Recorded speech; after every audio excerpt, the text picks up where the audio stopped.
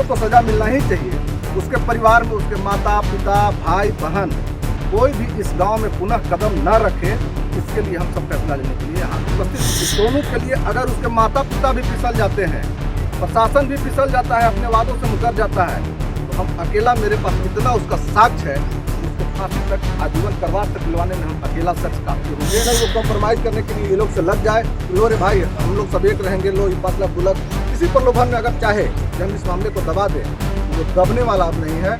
नमस्कार, आप देख रहे हैं लाइव सिटीज। मैं हूं आपके साथ मधु।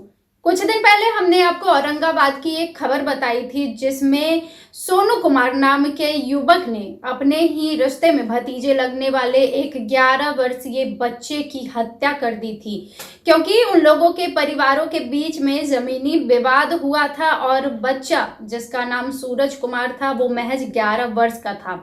अब ऐसे में इतने दिनों से इसकी जांच चल रही है और आज एक फैसला लिया गया है वहां के पंचायत के द्वारा, जो फैसला सुनकर आपको भी थोड़ा अजीब लगेगा। पंचायत के द्वारा ये फैसला लिया गया कि जो हत्या के आरोपी है और उनके पूरे परिवार को गांव से बहिष्कार किया जाएगा और उन्हें गांव छोड़कर जाना होगा। ऐसे फैसले संविधान को और कानून को चुनौती देते हैं और उनके सवाल खड़े करते हैं कि क्या संविधान के जो नियम कानून है उनका कोई मायने नहीं है। आइए हम आपको बताते हैं कि ये पूरा मामला क्या है। औरंगाबाद जिले के मदनपुर प्रखंड अंतर्गत सलैया थाना क्षेत्र के चेई नवादा पंचायत के राजागढ़ गांव में एक किशोर की निशंस हत्या के बाद बैठी पंचायत ने ऐसा फैसला सुनाया कि जिसे कानून व्यवस्था और संवैधानिक अधिकारों पर गंभीर सवाल खड़े कर दिए हैं। पंचायत ने हत्या के आरोपी के पूरे परिवार को सामाजिक बहिष्कार करते हुए गांव से तड़ीपार करने का फरमान जारी कर दिया, जिसे जानकर गैर कानूनी और तुगलकी बताया जा रहा है। आपको बता दें कि पुलिस के अनुसार आरोपी सोनू ने सूरज को बहला फुसलाकर गांव के बगीचे की ओर सुनसान जगह पर ले गया था, जहां गला रेत कर उसकी हत्या कर दी गई थी। उसकी निशानदेही पर पुलिस ने गांव से करीब 500 मीटर दूर झाड़ियों में बोरे में बंद किशोर का शव बरामद किया था।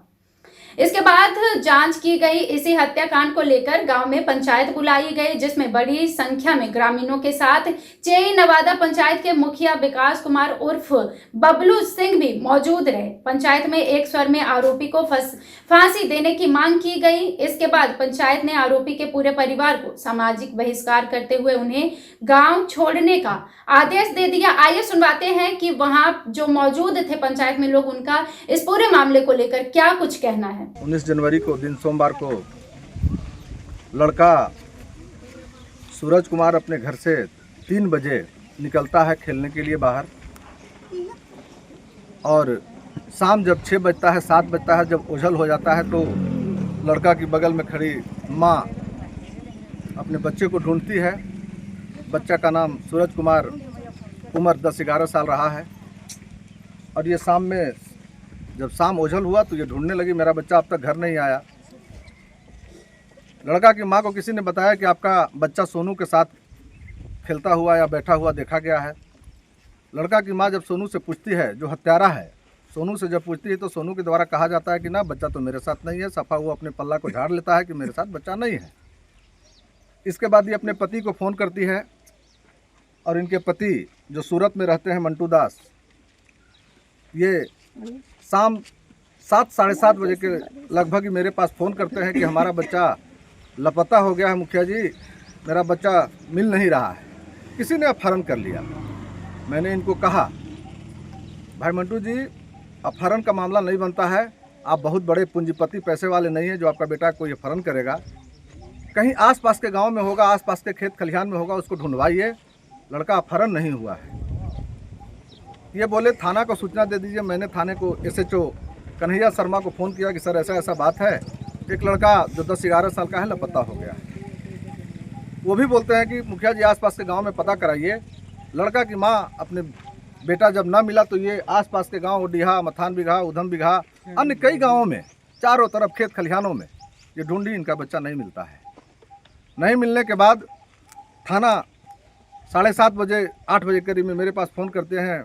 SHO बोलते हैं कि भाई क्या हुआ मुखिया जी उधर? नहीं सर, लोग ढूंढ रहा है, अभी तक पता नहीं लग पाया है। और हम उस समय बनारस थे, बनारस से लौट रहे थे, डेहरी पहुँचे हैं, तब इनका फ़ोन आया है। हम भी गाड़ी अपनी तेज़ी गति से लाए और बड़ा बाबू को बोले कि आप भी आइए, हम भी आते हैं। थाना प्रभारी भी सही समय से पहुंच गए और पहुंचने के बाद किसी ने मेरे कान में ये बात कहा कि इसका हत्यारा सोनू है, सोनू के साथ ही गया है और सोनू ही इसको कहीं रखा है। हत्या की उस समय तक कोई आशंका नहीं व्यक्त की जा रही थी। इसी दौरान गांव के एक जगतर दास हैं, वो जब ढूंढने लगे तो सरसों के खेत में पहला उनको एक जगह खून का निशाना दिखता है। ये लोगों को बताते हैं, एक जगह खून मिला। हम लोग वहाँ घटनास्थल पर गए, सरसों का वो खेत था, उस जगह उस बच्चे का चप्पल और कुछ खून का धब्बा उस ज़मीन पे मिला। मिलने के बाद सोनू का जो नाम आया तो उस समय लड़का की माँ, सूरज की माँ भी थोड़ा विचलित थी। अन्य कई नामों के साथ ये अपना विलाप कर रही थी, चिल्ला रही थी कि ये वो कुछ भी कह रही थी। तो पुलिस अन्य लोगों पे भी गुमराह पुलिस हो रही थी, कहीं वो हत्या कर दिया या वो हत्या कर दिया, उनके ऊपर तरह तरह की बातें आ रही थी। लेकिन शाम 7 बजे से हम लगातार पुलिस के साथ 5 बजे सुबह तक इसी आसपास में रह गए, हम लाश को ढूंढते हुए। और वो लड़का सोनू को हम 9 बजे अपने पास बुलाए, थाना प्रभारी बुलाए, बोले कि तुम इसका बच्चा को ले गए हो, वो सिर्फ और सिर्फ पल्ला झारे, हम नहीं जानते हैं, हम नहीं जानते हैं, हम नहीं जानते हैं। वो दोनों भाई और बाप उसके गोविंद दास, ये तीनों को पुलिस अपने साथ उठा लेती है और पूरी रात उस नदी के किनारे पे रखती है। और इनको जो पुलिसिया कार्रवाई है वो पूरी तरह से पूरी रात इनके साथ हुआ है। इसके बावजूद भी ये इतना बड़ा हत्यारा है, इतना बड़ा साजिश के तहत ये हत्या किया कि वो इतने मार के बाद, इतने टॉर्चर होने के बावजूद भी नहीं बता पा रहा था कि हम हत्या किए हैं।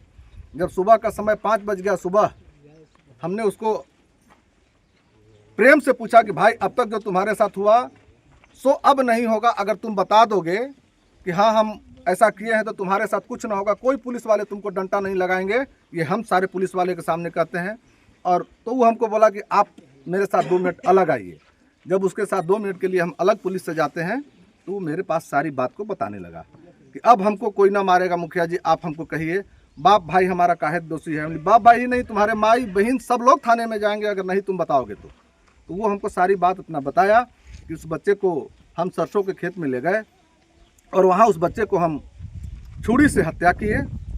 और हत्या करने के बाद एक प्लास्टिक का बोरा मिला, उस बोरे में उस लाश को बंद कर करके हम नदी के किनारे, जो बहुत गड्ढा खेत है, 8 से 10 फीट नदी के लेवल से गड्ढा खेत है, उस खेत में वो काशी उपजा हुआ था, उसी झाड़ी में हम बिक दिए हैं।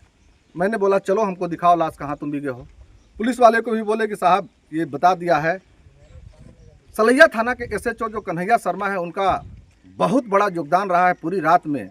वो पूरी रात तत्परता से लगे रहे और हम सब लोग पुलिस के साथ जब घटनास्थल पर जाते हैं तो वो बोड़ा में शव को देखते हैं, पूरी तरह सभी की आंखें नम हो जाती है, सारे पदाधिकारी, सारे पुलिस, सबकी आंखें नम हो जाती है।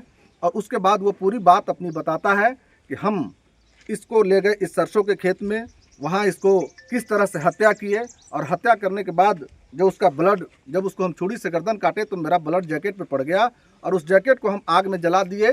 साबुत के नाम पर हम साबुत वहीं मिटा दिए। मेरा जो छिटा खून पर पड़ा हुआ था इसी नदी में हम सब चेहरा साफ कर लिए और पुनः हम घर चले गए। यही उसकी कहानी है। सच है कि हत्यारा सोनू ही हत्या किया है, जो सच है। अब उसका कहानी है, उसके दादी का भी कहानी कुछ उल्टा है, जो सब लोग सर्वविदित है। पुराने जब कुछ लोग होंगे जो उनके बताएंगे उनकी दादी का कहानी, उसके बाप की कहानी। पूरी तरह अपराधी तत्व का रहा है पूरा परिवार। उसमें गोविंद दास भी अपराधी है। मानते हैं हत्यारा सोनू है, वो सिर्फ और सिर्फ सिंगल एक लड़का सोनू ही हत्या किया है, ये बात सत्य है। और पुलिस भी इस पर पूरी तरह आश्वस्त हो गई है कि हत्यारा सोनू है। और हत्यारा सोनू ही नहीं है, सोनू जब हत्या किया है तो वो हत्या की बात अपने घर में बताया। जैसा कि आज हम सब लोग बैठे हुए हैं, इस गांव के लोग, उसके माता पिता, अन्य सारे बिरादरी के लोग, सारे समाज के लोग आज इसीलिए इकट्ठा हुए हैं कि हत्यारा सोनू है, उसको तो सज़ा मिलना ही चाहिए। उसके परिवार में उसके माता पिता, भाई बहन, कोई भी इस गांव में पुनः कदम न रखे, इसके लिए हम सब फैसला लेने के लिए यहाँ उपस्थित हुए हैं। और सोनू को मैं आपको सबको विश्वास दिला दूँ कि सोनू के लिए अगर उसके माता पिता भी फिसल जाते हैं, प्रशासन भी फिसल जाता है, अपने वादों से मुकर जाता है, तो हम अकेला, मेरे पास इतना उसका साक्ष्य है, तो उसको फांसी तक, आजीवन कारावास तक दिलवाने में हम अकेला शख्स काफ़ी होंगे। सब अगर हट भी जाएगा तो हम अकेला उसको फांसी दिलवाएंगे, ये आप सबको मैं विश्वास दिलवाता हूँ। आजीवन कारावास उस सोनू को हम दिलवाएंगे, इस बात को मैं विश्वास दिलाता हूँ। इसलिए कि कानून साक्ष्य मांगता है, वो सबूत मांगता है, और इतना सारा सबूत हमारे मोबाइल कैमरे में कैद पड़ा है, इतना सारा एविडेंस हमारे पास है, उसके लिए हम अकेला उसको उस आजीवन कारावास का सज़ा दिलवाने के लिए काफ़ी होंगे। अगर कल के डेट में ये हो जाए कि नहीं, वो कॉम्प्रोमाइज़ करने के लिए ये लोग से लग जाए कि लो रे भाई हम लोग सब एक रहेंगे, लो ये 5 लाख 2 लाख, किसी प्रलोभन में अगर चाहे कि हम इस मामले को दबा दें, तो वो दबने वाला अब नहीं है। तो आपने वहां जो मौजूद लोग थे उनको सुना है कि उन्होंने इस पूरे मामले पर क्या कुछ कहा है। हालांकि पंचायत के इस फैसले को कानूनन गलत बताया जा रहा है। अधिवक्ता अभिनंदन मिश्रा ने कहा कि किसी भी पंचायत को किसी परिवार को तड़ीपार करने या सामाजिक बहिष्कार का आदेश देने का कोई अधिकार नहीं है और ये फैसला बिल्कुल ही गैर कानूनी है। तो ऐसे में कानून इस पर क्या एक्शन लेती है और आगे इस पर क्या प्रक्रिया की जाती है वो हम आप तक पहुंचाते रहेंगे। तब तक के लिए आप जुड़े रहिए हमारे साथ। वीडियो देखने के लिए आपका धन्यवाद।